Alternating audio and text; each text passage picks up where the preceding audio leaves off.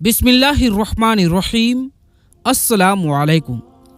प्यारे दोस्तों, मैंने आपने लगभग सभी लोगों ने बचपन से एक एक्सपेरिमेंट के बारे में सुना होगा, एक प्रैक्टिकल के बारे में, कि किसी वैज्ञानिक ने एक मरते हुए आदमी पर तजुर्बा किया, यानी एक्सपेरिमेंट किया, और उसकी जिंदगी में जब वो जिंदा था तब और फिर मौत के बाद उसका वजन किया गया तो उसके जिस्म के वजन में 21 ग्राम का फर्क था। लिहाजा उन्होंने ये रिजल्ट निकाला, ये नतीजा निकाला कि रूह का वजन 21 ग्राम होता है। अब ये एक्सपेरिमेंट तो ज़रूर हुआ था, लेकिन इस एक्सपेरिमेंट को 1901 में किया गया था, आज से लगभग 120 साल पहले। लेकिन ये एक्सपेरिमेंट आज के साइंटिस्टों के हिसाब से सही नहीं है। तो फिर ये रूह क्या है? रूह के बारे में बहुत से मजहब और धर्मों में ये बताया गया है कि रूह ही वो चीज़ है जिसकी वजह से इंसान जिंदा है। यहूदी और ईसाई कहते हैं कि ये एक ऐसी चीज़ है जो नज़र नहीं आती और जिसे अक्ल दिया गया है। और आगे वो लोग ये भी कहते हैं कि वैसे तो तमाम जानदारों में, यानी जिस में जान होती है, सभी में रूह होती है, लेकिन सिर्फ इंसानी रूह ऐसी है कि जो हमेशा की जिंदगी पा सकती है। जबकि हिंदू और जैनिज्म के लोग कहते हैं कि बैक्टीरिया से लेकर व्हेल तक हर वो चीज़ जिसके अंदर जान है, सभी में रूह या आत्मा होती है।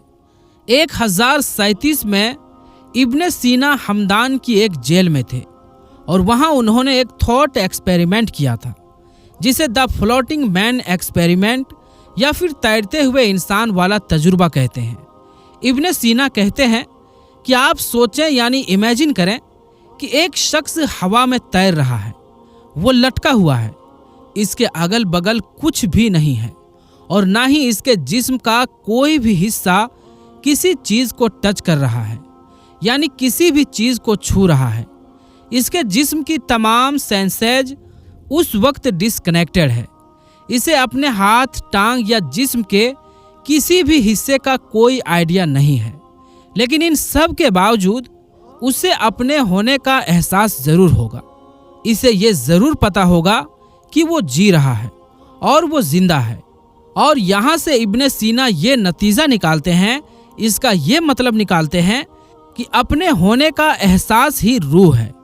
इब्ने सीना के इस एक्सपेरिमेंट को बड़ी इज्जत मिली थी और इनके सोच विचार को 15वीं सदी के फिर फ्रेंच फिलोसोफर ने आगे बढ़ाया था। लेकिन रूह के बारे में जो सोच विचार है वो इब्ने सीना से कहीं ज्यादा पुराना है। 3000 साल पुराने किताबों में भी इसका जिक्र है।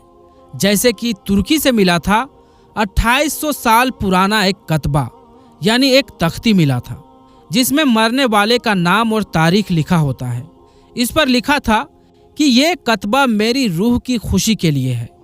एक वैज्ञानिक अरस्तु यानी एरिस्टोटल ने भी इस सवाल पर गौर किया था कि रूह क्या होती है, और इसके मुताबिक रूह वो चीज़ है जो ये डिसाइड करता है कि हम अपनी जिंदगी कैसे जिएंगे। एरिस्टोटल वैज्ञानिक के हिसाब से हर जिंदा चीज़ में रूह होती है, यहाँ तक कि पेड़ और पौधों में भी।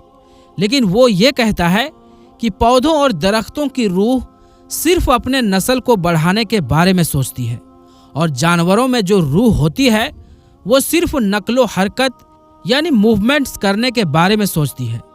वैज्ञानिक एरिस्टोटल कहता है कि सिर्फ इंसानी रूह ही वो रूह है जो इससे बढ़कर यानी सही और गलत का अक्ल और जानकारी रखती है। अब मेरे हिसाब से एरिस्टोटल की ये बात इसलिए सही और अच्छी लगी क्योंकि इस सिलसिले से एक हदीस भी जुड़ी हुई है।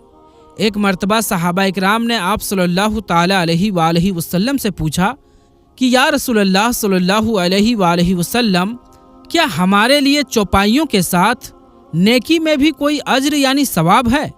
इस पर आप सल्लल्लाहु ताला अलैहि वसल्लम ने फरमाया था कि तुम्हारे लिए हर जी रूह में अज्र है, यानी कि जानवरों में भी रूह होती है।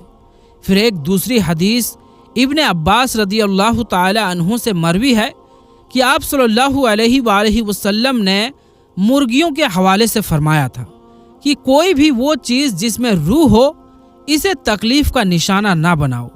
अब ये दोनों हदीस, ये दोनों रिवायात इस बात का सपोर्ट करती है कि हर जिंदगी के पीछे एक रूह है, वो सांस जो जिंदा चीज में फूंका जाता है। लेकिन इंसान की रूह को जिंदगी के साथ साथ एक बहुत ही खास चीज भी दी गई थी, जिसे नफ्स कहते हैं। नफ्स ही वो चीज है कि जो हमसे इच्छा जाहिर करता है। नफ्स के बारे में कुरान और हदीस में बहुत डिटेल्स के साथ मौजूद है, लेकिन हम यहाँ पर आपके सामने सिर्फ इतना ही जिक्र करेंगे कि एक आदमी बहुत डरा हुआ आप सल्लल्लाहु अलैहि वसल्लम के पास आया और कहा कि या रसूलल्लाह सल्लल्लाहु अलैहि वसल्लम, मेरे नफ्स पर बस ऐसी बातें आ जाती है कि मैं इनके बारे में सोचने के बजाय आसमान से गिर जाना ज्यादा पसंद करता हूँ। तो आप सल्लल्लाहु अलैहि वसल्लम ने इसे तसल्ली देते हुए कहा कि यही तो ईमान है। अल्लाह की बख्शी हुई नफ्स वो चीज़ है जो बहुत ही ताकतवर और बहुत ही खतरनाक है। अलबत्ता रूह कुरान पाक के मुताबिक 5 मंजिलों से गुजरती है। पहली मंजिल सूरह आराफ में है, वो मंजिल कि जो हमारी रूह ने आलम अरवाह में गुजारी थी, जहां हमने अल्लाह ताला से वादा भी किया था कि हम गवाही देते हैं कि आप ही हमारे रब हैं। वो बड़ा वादा जिसका नाम भी सूरह आराफ में है, अहद अलस्त। दूसरी मंजिल सूरह सजदा में है, वो मंजिल जो हमारी रूह ने हमारी माँ के पेट में गुजारी, जहां पहली मर्तबा वो हमारे जिस्म में फूंक दी गई थी। आप सल्लल्लाहु अलैहि वसल्लम ने फरमाया कि हर शख्स अपनी माँ के पेट में 40 दिन तक नुतफे की शक्ल में रहता है, फिर उतने ही दिन आला का यानी जमे हुए खून की शक्ल में, और फिर इतने ही दिन मलका यानी गोश्त के लोथड़े की शक्ल में, और फिर अल्लाह के हुक्म से एक फरिश्ता आकर उसके अंदर उसकी रूह फूंक देता है, और उसी वक्त अल्लाह के हुक्म से उस रूह के लिए 4 चीजें लिख दी जाती है, इसका रिज्क, इसकी मौत और इसका नेक या बदबख्त होना।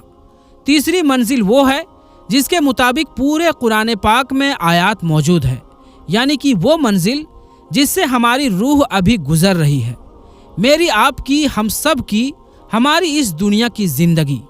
चौथी मंजिल सूरह मोमिनून में है कि जब हमारे जिस्म को मौत आ जाएगी, एक बरस की जिंदगी, एक इंतजार, जहां से हमारी रूह की वापसी नामुमकिन है।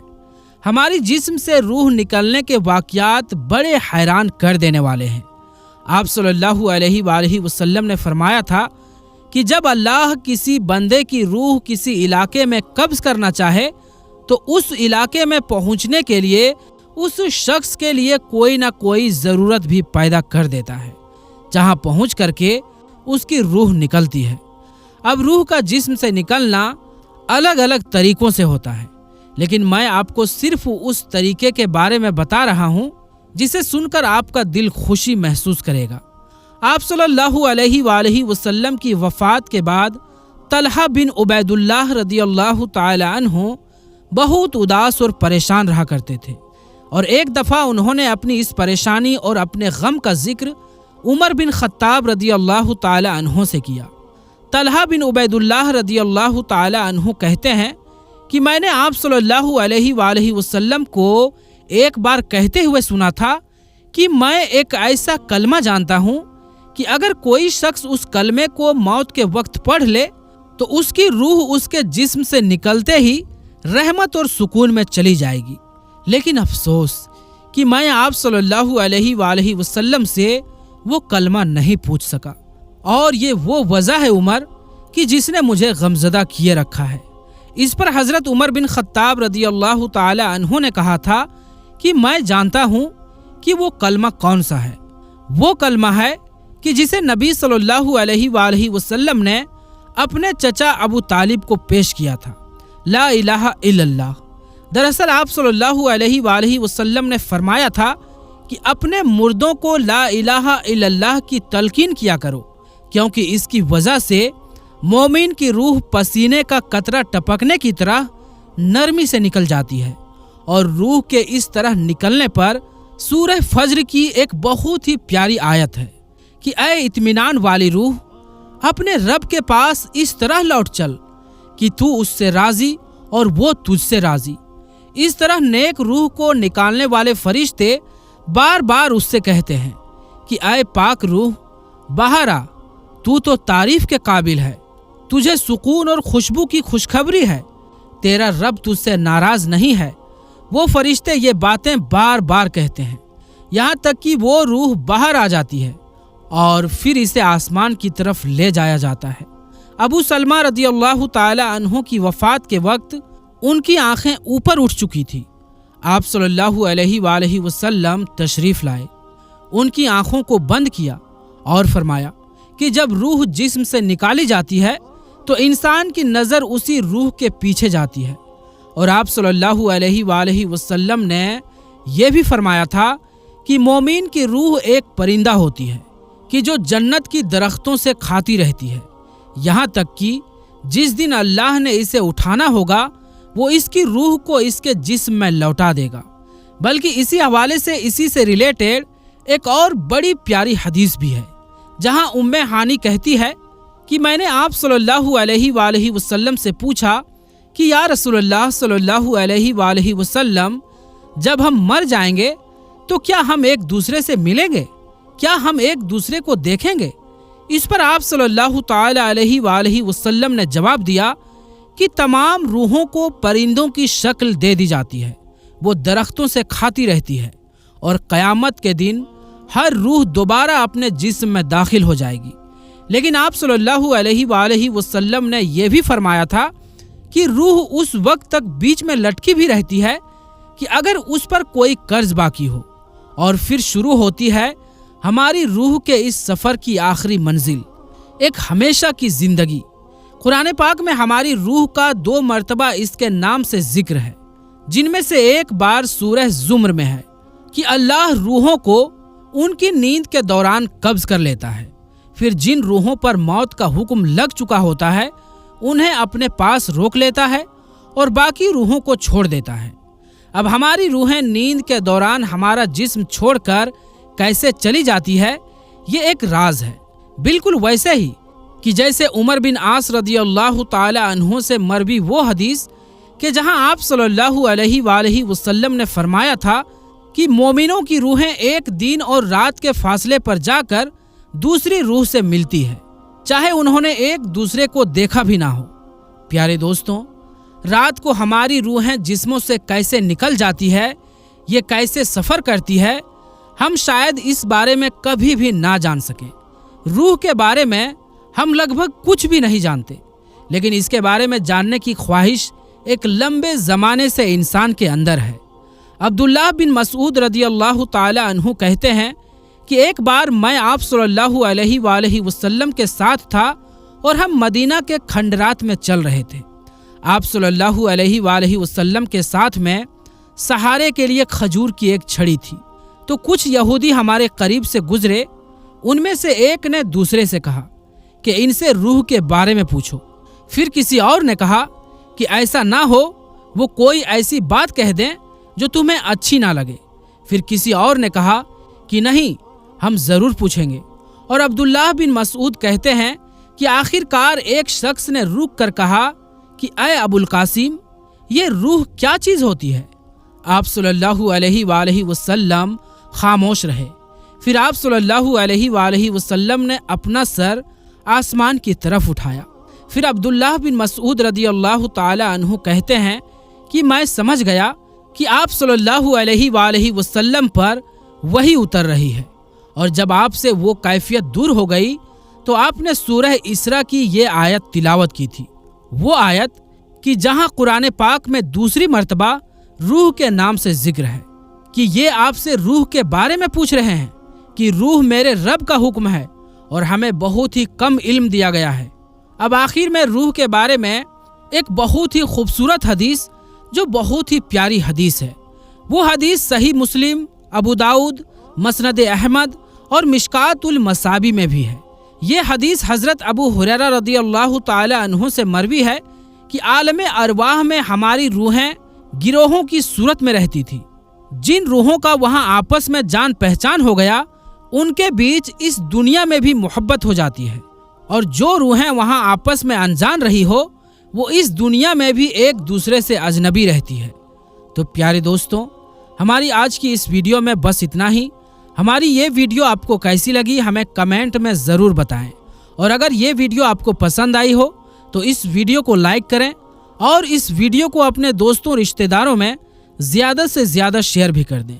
اور پیارے دوستوں، اگر آپ نے ابھی تک ہمارے یوٹیوب چینل عالمی جنکشن کو سبسکرائب نہیں کیا ہے تو ہمارے چینل کو سبسکرائب بھی کر لیں۔ تو دوستوں، انشاءاللہ ملیں گے پھر کسی نئی ویڈیو کے ساتھ۔ تب تک کے لیے السلام علیکم، اللہ حافظ۔